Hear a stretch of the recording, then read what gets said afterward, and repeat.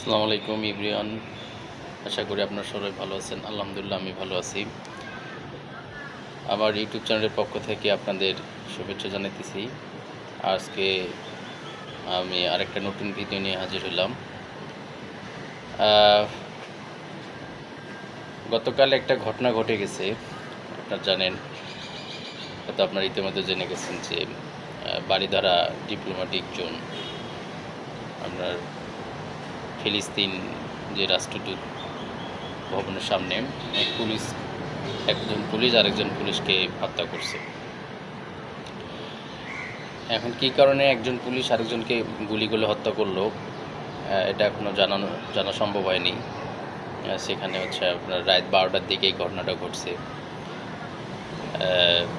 হয়তো পুলিশ সেখানে মামলাটা তদন্ত করতেছে এবং যে পুলিশ এই গুলি করে হত্যা করছে আরেকজন পুলিশকে গ্রেপ্তার করা হয়েছে। তাকে জিজ্ঞাসাবাদ করলে হয়তো এটা ক্লিয়ার হয়ে যাবে যে কেন সে হত্যাটা করলো।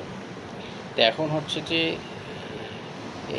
এটা বলা, যে জিনিসটা বলতে চাইতেছি সেটা হচ্ছে যে দেখেন, একজন পুলিশ সেও মানুষ, একজন আওয়ামী লীগ করে, ছাত্রলীগ করে, হ্যাঁ, সেও মানুষ, ঠিক আছে।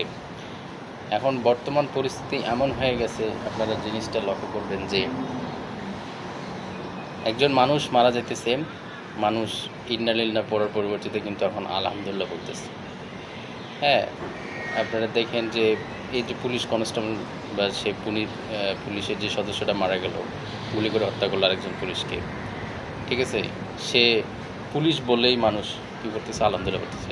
এমন হতে পারে সেই মানুষটা কি পুলিশ বলে সে কি খারাপ, সব পুলিশে খারাপ এমন তো না, কিন্তু কেন মানুষ আলহামদুলিল্লাহ করতেছে? হ্যাঁ, আপনাদের মানে এই কমেন্ট বক্সে গেলেই দেখতে পাবেন যে মানুষ পুলিশের প্রতি মানুষের যে অনীহা, মানুষের যে ঘৃণা, ক্ষোভ, কেন? একজন পুলিশ তো সব পুলিশে খারাপ না। তাহলে মানুষের দেখেন যে পুলিশের প্রতি মানুষের কীরকম ঘৃণা, ক্ষোভ জানাইলে একজন মানুষ মারা গেলে আলহামদুলিল্লাহ পড়ে ইন্না লিল্লাহর পরিবর্তিতে। হ্যাঁ, তো সেই ক্ষেত্রে দেখেন আপনারা যে একজন আওয়ামী লীগ নেতা যদি মারা যায়, আওয়ামী লীগ নেতা যদি একজন আহত হয়, হ্যাঁ, মানুষ কিন্তু কী পড়ে, আলহামদুলিল্লাহ পড়ে, ঠিক আছে।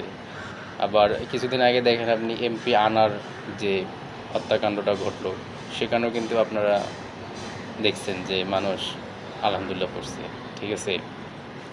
তাহলে এটাই বলতে চাইতেছি যে হ্যাঁ, মানুষ যে তাদের যে বর্তমান যে সরকারি দল যারা করে, এবং এই পুলিশ বলেন, র্যাব বলেন, ঠিক আছে, যে কোনো বাহিনী বলেন না কেন, মানে যে কোনো দলীয় লোক বলেন না কেন, হ্যাঁ, তাদের প্রতি মানুষের যে এরকম একটা ক্ষোভ, সেটা মানুষ কি তাদের যে মাঝে মধ্যে যখন তাদের প্রকাশ করার সময় পায় বা সুযোগ পায়, সেক্ষেত্রে তারা প্রকাশ করে দেয়। আপনারা একটা মানুষ মারা গেল, একটা পুলিশ মারা গেল, হ্যাঁ, কী কারণে মারা গেল, তাই সে ভালো ছিল কিনা খারাপ ছিল, হ্যাঁ, সেটা দেখার বিষয় না। হ্যাঁ, সে পুলিশ, সে আওয়ামী লীগ নেতা, সে দলীয় কোনো নেতা, সে মারা গেছে বা আহত হয়েছে, আলহামদুলিল্লাহ বলতেছে। তাহলে এ থেকে বোঝা যায় যে আসলে মানুষ কতবারই মানুষ ক্ষোভ থাকলে মানুষ এই আলহামদুলিল্লাহ বলতে পারে, ঠিক আছে। তো এইটাই হচ্ছে কথা। আসলে আমাদের জীবনটা হচ্ছে সাময়িক, আমরা পৃথিবী থেকে বিদায় নিতেছি, কী নিয়ে যাইতেছি, এটাই হচ্ছে মূল কথা, ঠিক আছে। তা আমরা কিন্তু এই জিনিসটা ভাবি না, বুঝিও না। আমরা আমাদের ব্যক্তি স্বাধীনতা বা আমাদের দুনিয়ার জীবনটাই বেশি বড় করে দেখি। হ্যাঁ, তা আপনারা আপনাদের কমেন্ট বক্সে জানাতে পারেন।